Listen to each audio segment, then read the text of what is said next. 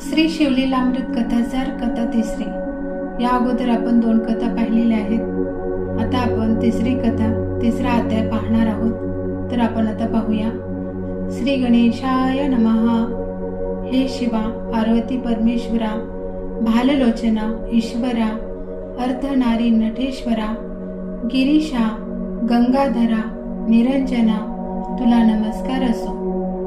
आता शौनक व इतर ऋषींना सुताने नैमिष अरण्याची कथा सांगितली आहे ती ऐका.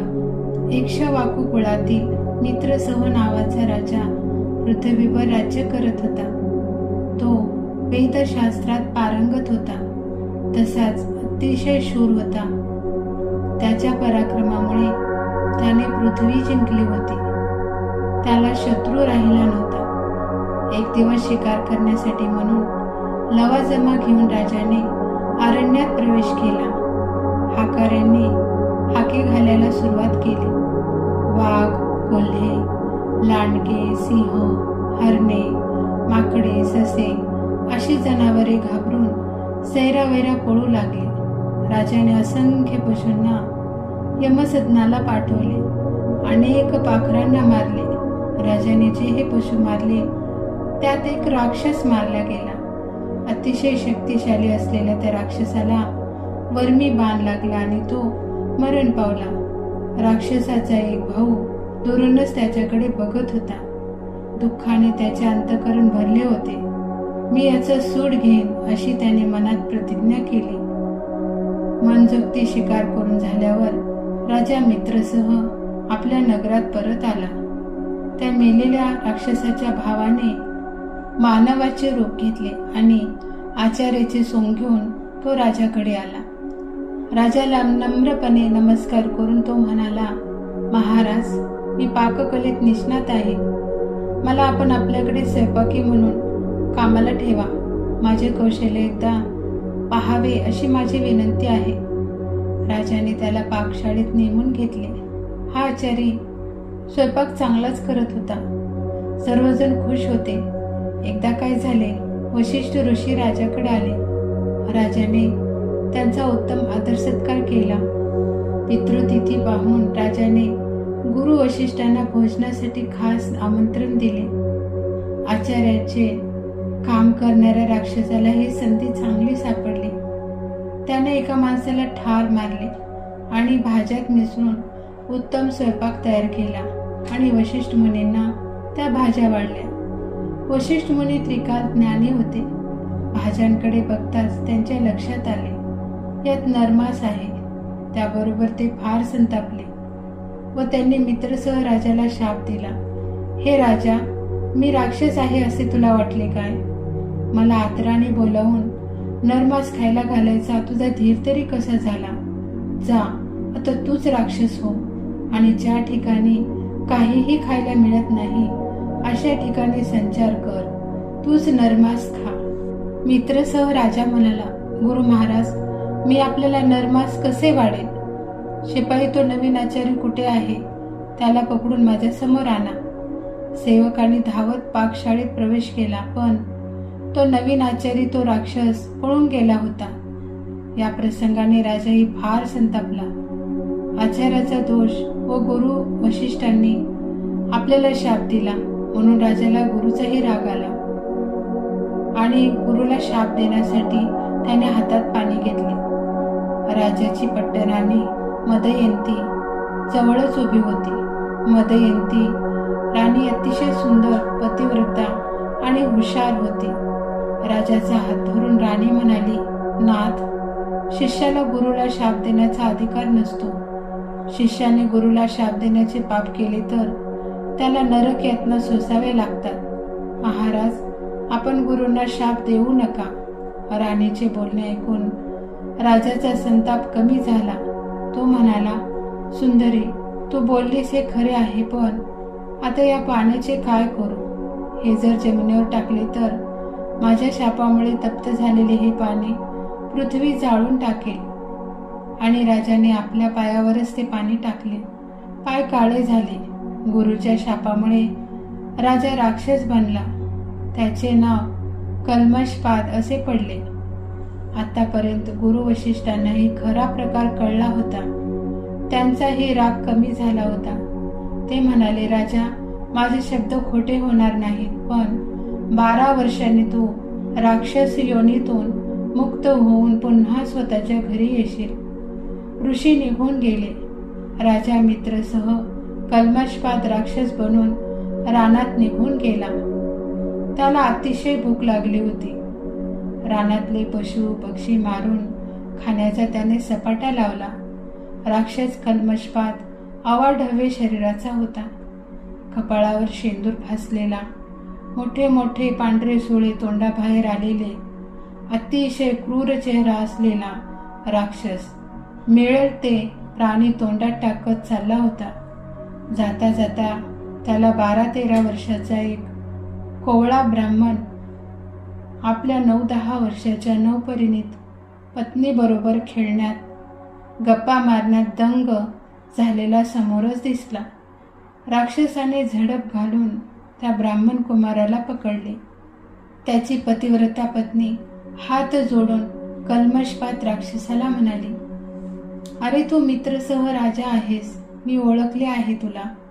राजा, तू पुण्यवान आहेस, गो ब्राह्मणांचे पालन करणारा धर्मशील राजा आहेस.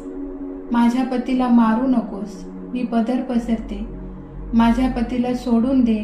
ब्रह्महत्येचे पातक शिरावर घेऊ नकोस, नरकाचे साधन करून ठेवू नकोस. सोड माझ्या पतीला. पण राक्षसाला तिची दया आली नाही. त्याने त्या ब्राह्मणाला ठार मारून टाकून खाऊन टाकले आणि त्याची हाडे त्या पतिव्रता पत्नीसमोर टाकून दिली. त्या चिमण्या पतिव्रतेने अपार शोक केला. ती संतापून म्हणाली, राजा, तू दुष्ट आहेस, माझे सौभाग्य तू लुटलेस. आता ऐक, तू शापमुक्त होऊन घरी जाशील. तुला सुख लाभणार नाही.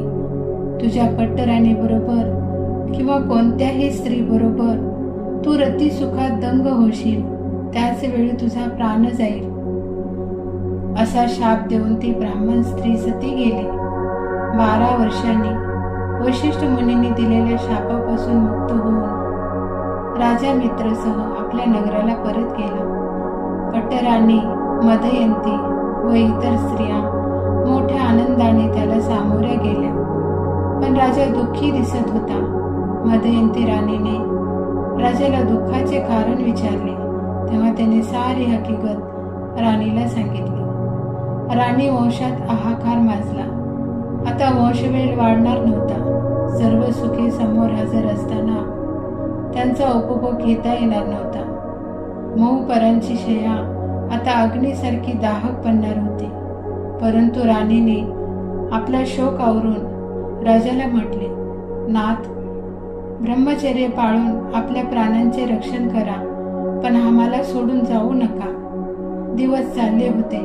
राजा एखाद्या माशासारखा दिवस रात्र तळमळत होता. पिंजऱ्यात कोंडलेल्या वाघाप्रमाणे, दात पाडलेल्या सापाप्रमाणे किंवा व्यसन घातलेल्या अस्वलाप्रमाणे तो दीन दुबळा झाला होता. काय करावे सुचत नव्हते. शेवटी वंश चालवण्यासाठी त्याने धर्मशास्त्र पाहिले आणि त्या शास्त्राप्रमाणे गुरु वशिष्ठांपासून राणी मदयंतीला सुंदर पुत्र झाला. वंशक्षय झाला नाही. राजाला आता आपले घर म्हणजे अरण्यासारखे वाटत होते. सर्व भोग त्याने सोडले होते. आपली कर्मगती गहन आहे आणि कर्मफल भोगल्याशिवाय आपली सुटका नाही. देवाला तरी दोष देऊन काय उपयोग, असा विचार करत उदासपणे तो रानात हिंडत होता. आपल्या पाठीमागे आपल्या बापाचे पिशाच्चे उभे आहे. ते आपला पिच्छा सोडत नाही. आपल्यावर संतापून ते दात ओठ खात आहे असे राजाला जाणवत होते. राजाने अनेक वृत्ते केली, अपार दान केले. एकदा असाच फिरता फिरता राजा मिथिला नगरीजवळ आला. नगरी भोवतालचे रान फारच सुंदर होते. चंपक, जाई, जुई, मालती बहरले होते. सुवास दरवळत होता. वड, पिंपळ, औदुंबर, बकुळी, देवदार यांचे वृक्ष डोलात उभे होते. फळाफुलांनी झाडे वाकली होती. राजा विश्रांती घेण्यासाठी थोडा वेळ रानात थांबला. एखाद्या कंगाल माणसाला धनाचा साठा सापडावा, भुकेलेल्या माणसासमोर खिरीचे भोजन यावे, मरणाऱ्याच्या तोंडात अमृत पडावे, किंवा चिंतेने व्याकुळ झालेल्या माणसाला चिंतामणी सापडावा, त्याप्रमाणे राजाच्या समोर तपस्वी ऋषी श्रेष्ठ गौतम मुनी शिष्यांसह येऊन उभे राहिले. राजाने त्यांना साष्टांग नमस्कार केला.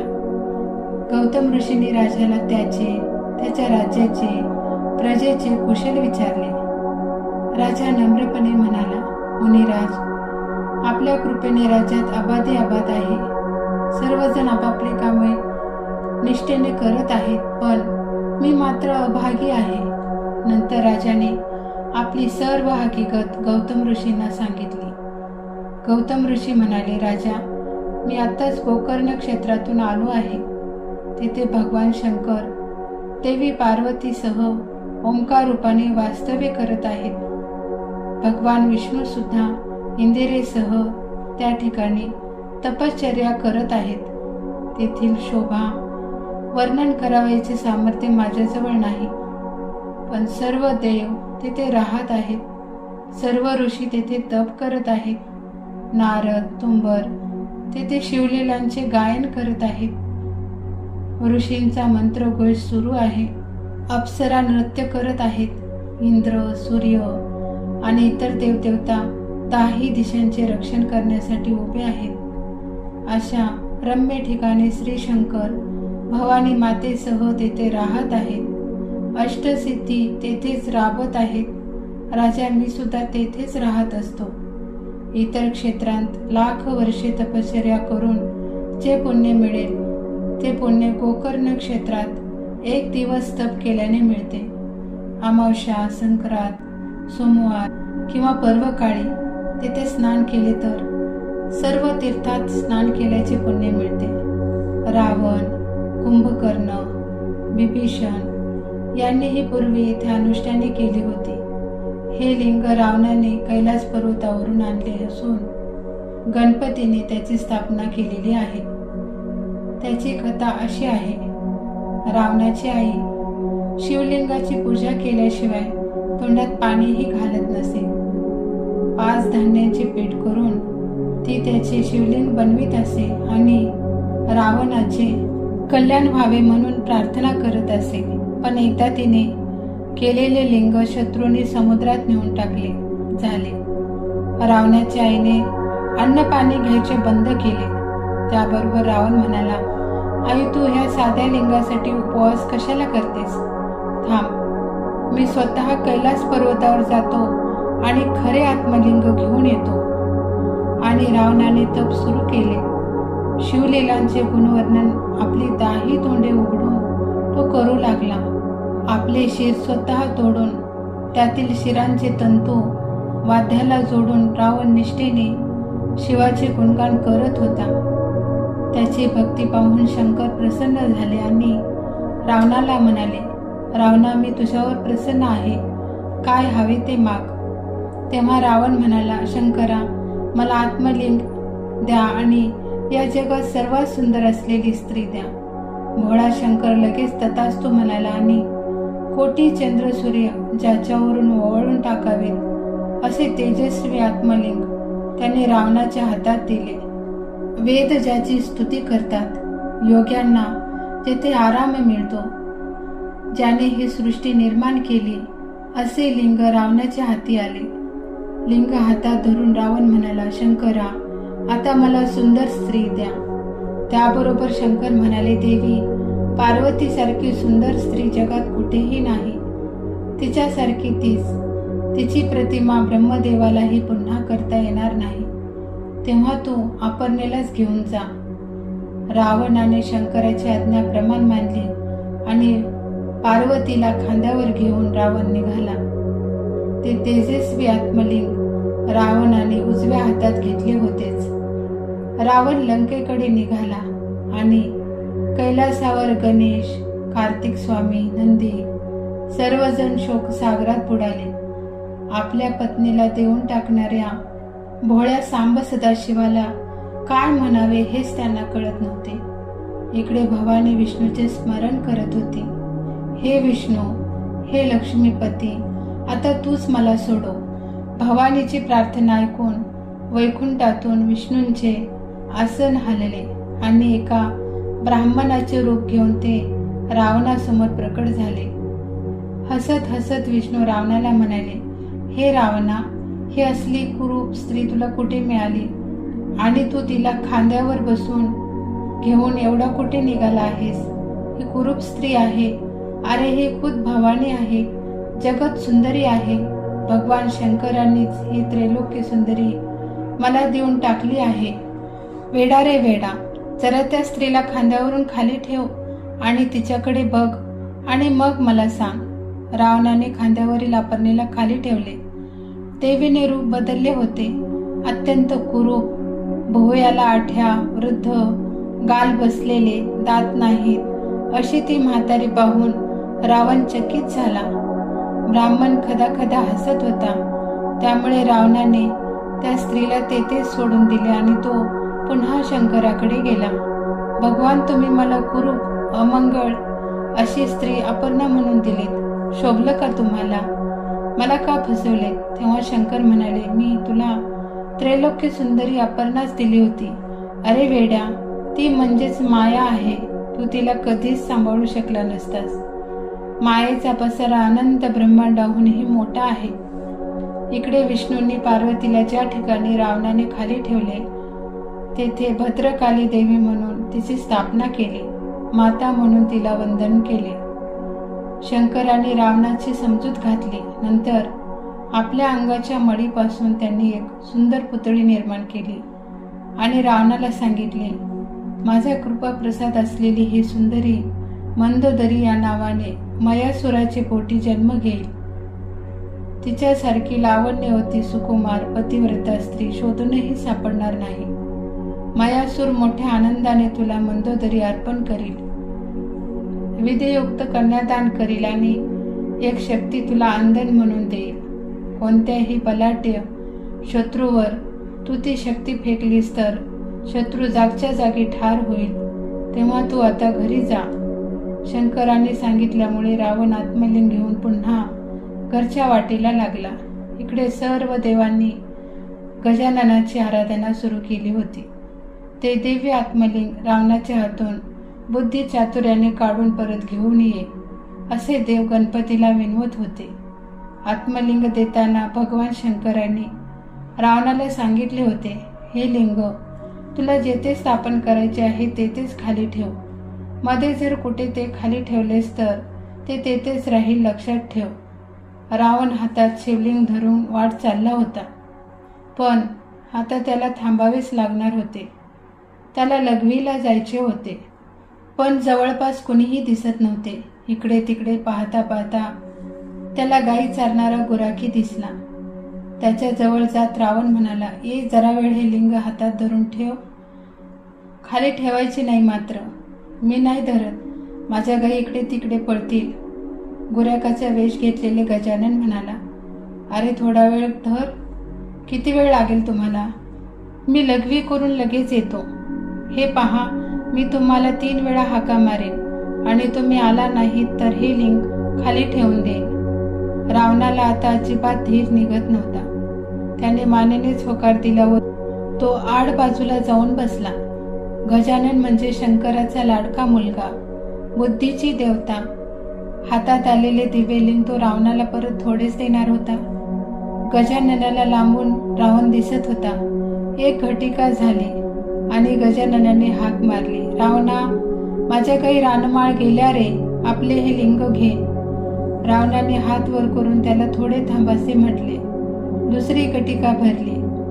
पुन्हा गजाननाने आरोळी मारली, पण छे, आज काय झाले होते कुणास ठाऊक, त्याला उठताच येईना. 3 घटिका भरल्या आणि गजाननाने पुन्हा रावणाला हाक मारली आणि हातातले आत्मलिंग जमिनीवर ठेवून दिले. ते पाहताच हातपाय धुवून शुद्ध न होताच रावण तेथे आला आणि ते लिंग वर उचलण्याचा प्रयत्न करू लागला. आपली सारी शक्ती त्याने खर्ची घातली, पण लिंग आता पृथ्वीचाच एक भाग झाले होते. ते रेसभर सुद्धा हलले नाही. रावण या नादात असताना गजानन गुप्त झाला होता आणि गायीही जमिनीत शिरून लपत होत्या. लपता लपता एक शेवटचा गाईचा कान रावणाच्या हातात सापडला. रावणाने त्या गाईचा कान धरून वर ओढण्याचा प्रयत्न केला, पण काहीही जमले नाही. मग रावणाने तेथे श्री शंकराची पूजा केली. तेव्हापासून त्या क्षेत्राला गोकर्ण महाबळेश्वर असे नाव पडले.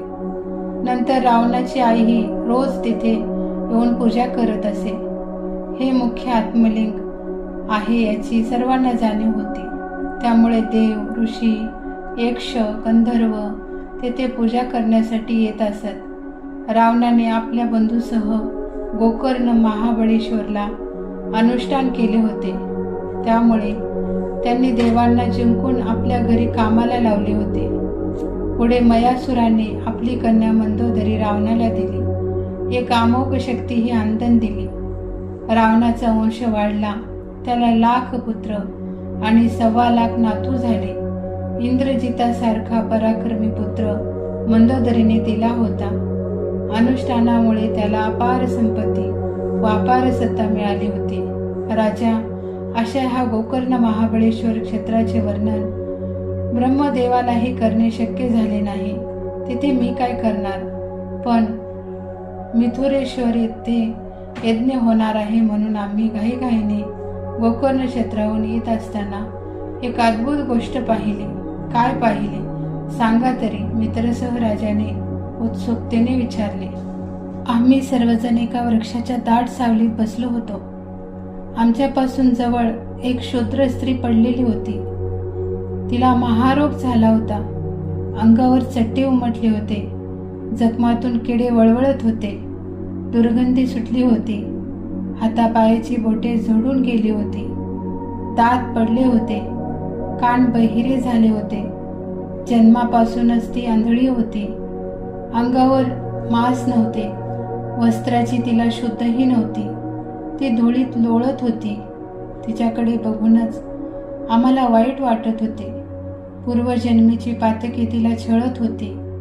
तिचा मरणकाळ जवळ आला होता. मी सहज वर पाहिले तर भगवान शंकराचे विमान खाली येत होते. विमानात शिवगण बसले होते.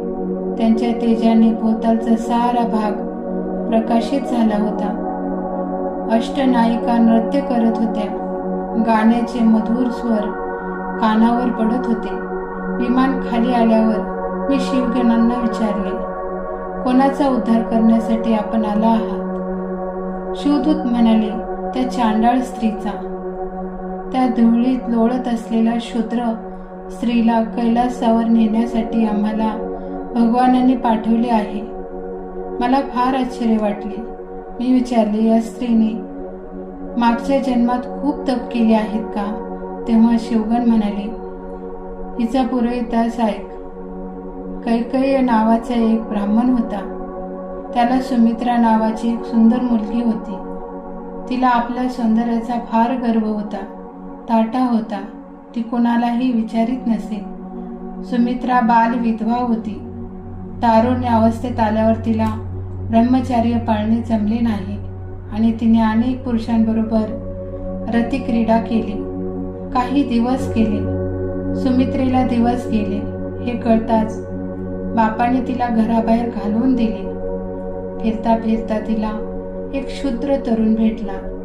त्याने त्या ब्राह्मण विधवेशी लग्न केले. सुमित्रेला त्याच्यापासून अनेक मुले झाली. ती मद्य पिऊ लागली. मांस खाऊ लागली. अंगाने आडवी तिडवी वाढली. एकदा नवरा शेतात कामाला गेलेला असताना दारूने धुंद झालेल्या सुमित्रेने बकरा समजून एक गाईचे वासरू सुरीने कापले. ते बिचारे ओरडत होते. गाई हंबरत होत्या, पण तिचे लक्षच नव्हते. त्या मृत वासराला सुमित्रेने स्वयंपाकघरात आणले. तोपर्यंत दारूचा अंमल थोडा कमी झाला होता. आपण गाईचे वासरू मारले आहे हे बघताच तिला वाईट वाटले. शिव शिव, नकळत माझ्या हातून किती वाईट गोष्ट घडली देवा. असे वाटले तरीही वासराचे मांस खाल्ले आणि बाकीचे बाहेर टाकून दिले आणि वाघाने वासरू मारले अशी तिने बोंबाबोंब केली. तिचे आयुष्य संपताच सुमित्रा मृत्यू पावली. यमदूतांनी तिला नरकात ढकलले. खूप छळ केला. तापलेल्या जमिनीवर झोपवले. तापून लाल झालेल्या खांबाला मिठी मारायला लावली. नंतर यमराजाने चित्रगुप्ताला विचारले, हिच्या पदरी काही पुण्य आहे का? शिव असे म्हणून हिने गाईच्या वासराला मारल्याबद्दल दुःख व्यक्त केले आहे. बस एवढेच पुण्य तिच्या जवळ आहे. नंतर यमराजांनी तिला मानव जन्मात पण शूद्र जातीत लोटून दिले. जन्मताच ती आंधळी झाली होती. आपल्याच विष्ठेत लोळत पडलेली असे. तिचे आई बापही लहानपणीच वारले. मग ही हातात काठी घेऊन गावोगावी हिंडू लागली. एकदा महाशिवरात्रीला लोकांची दिंडी गोकर्ण महाबळेश्वरला निघाली असताना ही चांडाळी त्या यात्रेला सामील झाली. सर्वांच्या बरोबर गोकर्ण महाबळेश्वरला आली. तेथील भद्रकाळीच्या देवळाजवळ पडून राहिली. पोटात भूक मावत नव्हती. कोणीतरी अन्न द्या असा टाहो फोडून ती लोकांना विनवत होती. देवाला प्रदक्षिणा घालणाऱ्या एका भक्ताने सहज एक बेलाचे पान तिच्या हातावर टाकले. आंधळ्या चांडाळणीने ते चाचपून पाहिले, पण ती खाण्याची वस्तू नाही हे पाहताच रागाने तिने ते पान फेकून दिले. भिरभिरत येऊन हे बिल्वपत्र शिवलिंगावर पडले. अन्न न मिळाल्याने तिला उपवास घडलाच होता. आता बिल्वपत्राने पूजन झाले. पोटात अन्न नसल्याने झोप लागली नाही. जागरणही घडले. लोक सांब सदाशिव, नमः शिवाय, हर हर महादेव असा घोष करत होते. चांडाळणही त्यांच्याबरोबर ते शब्द म्हणत होती. तीच ही चांडाळीण आहे असे सांगून त्या शिवदूतांनी चांडाळणीला हात धरून उठवले. त्याबरोबर तिला दिव्य रूप प्राप्त झाले. आपली पूर्वजन्मीची पातके तिला आठवू लागली. पश्चातापाने ती पावन झाली आणि शंकराचे नामस्मरण करू लागली आणि ती शिवपदाला जाऊन पोहोचली. ती शूद्र चांडाळीण भाग्यवंत म्हणायला हवी. राजा मित्रसह म्हणाला. तेव्हा गौतम ऋषी म्हणाले, होय राजा, गोकर्ण महाबळेश्वरला गेल्यामुळे आणि भजन पूजन जागरण आपोआप घडल्यामुळे ती स्त्री उद्धरून गेली. म्हणून तूही त्या क्षेत्रीत जा आणि पार्वती परमेश्वराची मनोभावे पूजा कर, तुलाही मुक्ती मिळेल. एवढे बोलून जनक राजाने आरंभिलेल्या यज्ञासाठी गौतम मुनी मिथिला नगरीला निघून गेले. राजा मित्रसह लगेच गोकर्ण क्षेत्री जाण्यासाठी निघाला.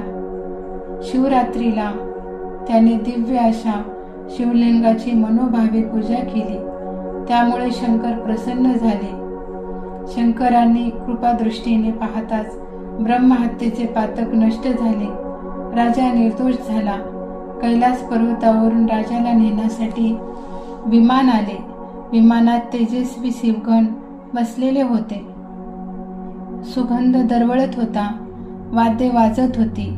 स्वर्गीय पुष्पांचा आकाशातून वर्षाव होत होता.